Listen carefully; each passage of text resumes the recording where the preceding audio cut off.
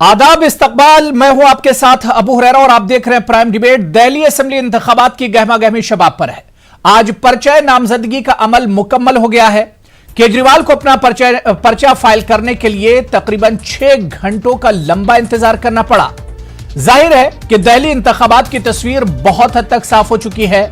अब बस इंतजार 8 फरवरी यानी इम्तिहान के दिन का है कि आखिर क्या कुछ जो एक तस्वीर बन रही है, क्या कुछ उसके नतीजे होंगे। और जो वादे और दावे किए जा रहे हैं, चुनाव से ठीक पहले बड़ी बड़ी रैलियां की जा रही हैं, बेदारी मुहिम चला रही है। सवाल यही उठ रहा है कि कौन आखिर बाजी मारेगा, क्या है अवाम के मसाइल और मुद्दे और किस करवट दिल्ली का ऊंट बैठेगा। आज इसी पर तफसील से हम प्राइम डिबेट में चर्चा करेंगे, बात करेंगे। लेकिन सबसे पहले यह तफसीली रिपोर्ट देखिए।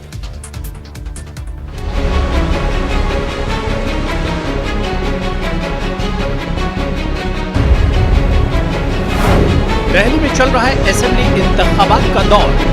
कौमी मसाइल का इलाकाई इशूज, इस पर होगी पब्लिक की नजर।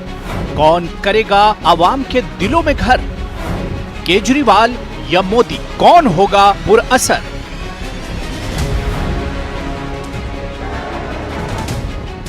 दारुल-हुकूमत दिल्ली में इन दिनों असेंबली इंतखाबात की गहमा गहमी है। पर्चा नामजदगी दाखिल करने का आखिरी दिन था। दिल्ली इंतखाबात आम आदमी पार्टी के साथ ही साथ बीजेपी और कांग्रेस के लिए काफी अहम है। दिल्ली में इस बार मुकाबला आम आदमी और बीजेपी के दरमियान ही देखा जा रहा है। गुज़िश्ता तकरीबन 1 साल में 5 रियासत गंवा चुकी बीजेपी के लिए दिल्ली असेंबली इंतखाबात एक बड़ा चैलेंज होगा, जहां वो 2 दहाई से ज्यादा अरसे से इक़्तिदार से बाहर है। मौजूदा दिल्ली असेंबली इंतखाबात की मुद्दत 22 फरवरी तक है। गुज़िश्ता साल अप्रैल मई में हुए लोकसभा इंतखाबात में 300 से ज्यादा सीटें जीतकर मुसलसल दूसरी बार मरकज में इक़्तिदार में आने वाली बीजेपी पर दिल्ली में अपनी कारकर्दगी दोहराने का भारी दबाव है। इसके लिए इसे दिल्ली में गुज़िश्ता 5 सालों से हुकूमत चला रही अरविंद केजरीवाल की आम आदमी पार्टी के चैलेंजेस से निमटना भी होगा।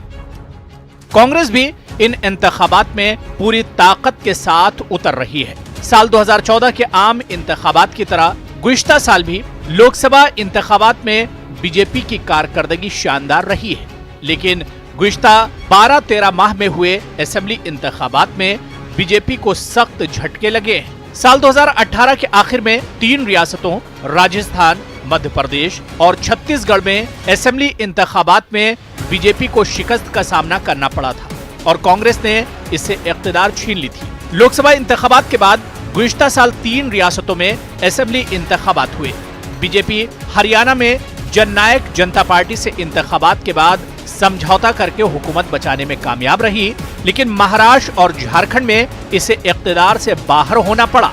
नए साल में इसका पहला इंतखाबी चैलेंज दिल्ली है। लोकसभा इंतखाबात 2019 में बीजेपी की कारकर्दगी शानदार रही थी और इसने दिल्ली की तमाम 7 सीटों पर जीत दोहराई थी। लेकिन असेंबली इंतखाबात में इसे ये कारकर्दगी दोहराने के लिए बहुत मेहनत करना पड़ रही है। दिल्ली के गुज़िश्ता असेंबली इंतखाबात में आम आदमी पार्टी ने 70 में से 67 सीटें जीती थी। आम आदमी की आंधी में मुखालिफिन के पांव उखड़ गए थे। बीजेपी सिर्फ 3 सीट ही जीत पाई थी, जबकि कांग्रेस का खाता भी नहीं खुला था।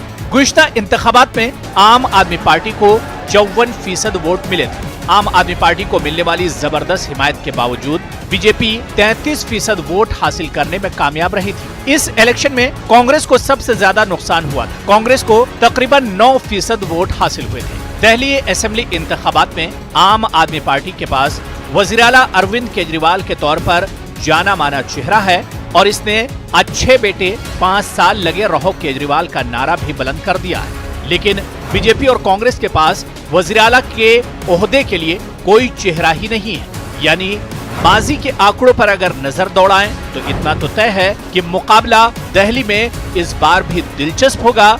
लेकिन ये देखना भी अहम होगा कि दिल्ली इंतखाबात में बाजी कौन मारता है। Bureau report, news 18 Urdu.